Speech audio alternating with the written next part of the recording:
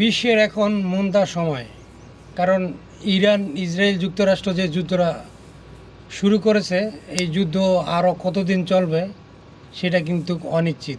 ইতিমধ্যে যুদ্ধের ইতি টানছে ডোনাল্ড ট্রাম্প, কিন্তু ইরান কিন্তু মোটো ছাড় দেবে না। তাহলে এতে আমাদের করণীয় কী? আমাদের করণীয় হচ্ছে, এখন কিন্তু আপনারা দেখবেন যে দুবাইতে যারা বিলাসী জীবনযাপন করছে তারা কিন্তু এখন খাদ্যের অভাবে হিমশিম খাচ্ছে। কারণ তাদের ওখানে কোনো কিছু উৎপাদন হয় না, তারা সব কিছুই বিশ্বে বিভিন্ন দেশ থেকে খাদ্য আমদানি করে।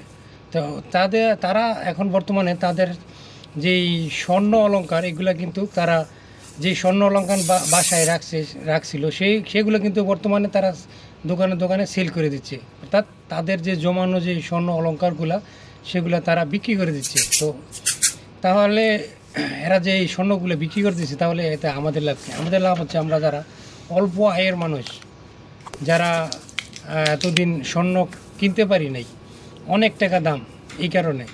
সো তাদের জন্য একটা বিরাট সুযোগ এখন। আর যারা বিদেশে আছেন অথবা দেশে আছেন, যারা বিশেষ করে মালয়েশিয়াতে থাকেন, মোটামুটি 3-4 হাজার 5,000 রিঙ্গিত বেতন আপনারা পান। সো তাদের জন্য একটি বিরাট সুযোগ হচ্ছে।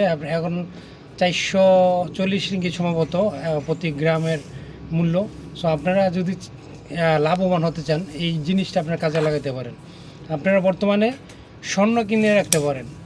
প্রতি বেতনে যেই টাকাগুলো আপনি দেশে পাঠাবেন, খরচের টাকা বাদ দিয়ে যেই টাকাগুলো ব্যাংকে জমা রাখবেন, সেই ব্যাংকে টাকা জমা না রেখে এই টাকাটা দিয়ে আপনি স্বর্ণ কিনে রাখতে পারেন। স্বর্ণ কিনে রাখলে দেখবেন যে যুদ্ধ শেষ হওয়ার কিছুদিনের ভিতরে দেখবেন আবার হু হু করে বেড়ে গেছে। যেরকমভাবে কমছে, ঠিক সেরকমভাবে লাফিয়ে আবার এই স্বর্ণের দামগুলো বাড়তে থাকবে। তো আমরা এই যুদ্ধটা, কিছু কিছু খারাপ সময় আসে ভালো সময়ের জন্য, হয়তো পারে এইটা আমাদের জন্য, বর্তমানে আমরা যারা অল্প আয়ের মানুষ তাদের জন্য একটা ভালো সুযোগ হতে পারে স্বর্ণ কেনাটা। এটাই আমার কাছে বেস্ট মনে হয়।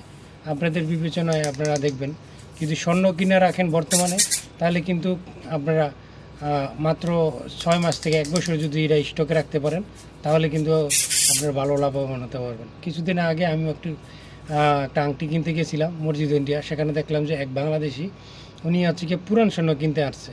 তো পুরান স্বর্ণ কিন্তু পাওয়া যায়, ব্যবহৃত স্বর্ণ, যারা দোকানে দিয়ে নতুন স্বর্ণ আনেন, ওই ব্যবহৃত স্বর্ণ আপনার যেই স্বর্ণটা আমরা কিনি যেই দামে, ওখান থেকে 20 রিঙ্গিত কমে ব্যবহৃত স্বর্ণ, অর্থাৎ পুরান স্বর্ণটা ক্রয় করা যায়।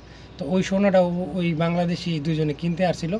তো ওনাকে জিজ্ঞেস করলাম, উনি বললো যে উনি এই স্বর্ণ দেশে পাঠাবে, দেশে পাঠিয়ে নগদ টাকা না পাঠিয়ে ওই স্বর্ণ পাঠাবে।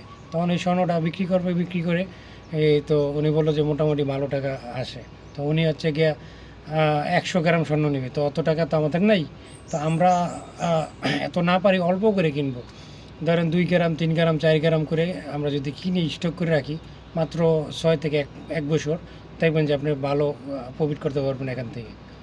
সো একটু বুদ্ধি খাটালেই টাকা অভাব নেই। আর টাকা যদি আমরা শুধু ব্যাংকে জমাই, ব্যাংকে কিন্তু একটা চোর থাকে। সেই চোরটা কিন্তু টাকার যে মূল্যস্ফীতি, এটা কিন্তু বিশাল একটা চোর। ও কিন্তু আপনার টাকাটা ধীরে ধীরে খেয়ে ফেলে। আপনি দেখেন যে এখন 1 লক্ষ টাকা দিয়ে যেই জিনিস আপনি কিনতে পারবেন, আগামী 1 বছর পরে ওই সেম জিনিসটা কিনতে গেলে 1 লক্ষ টাকারও বেশি আপনাকে গুনতে হবে। সো আপনারা টাকা দিয়ে টাকা ইনকাম করার চেষ্টা করেন। বর্তমানে এই একটা সুযোগ, যদি স্বর্ণ কিনে রাখতে পারেন তাহলে আপনারা লাভবান হতে পারবেন। ধন্যবাদ সবাইকে। আসসালামু আলাইকুম।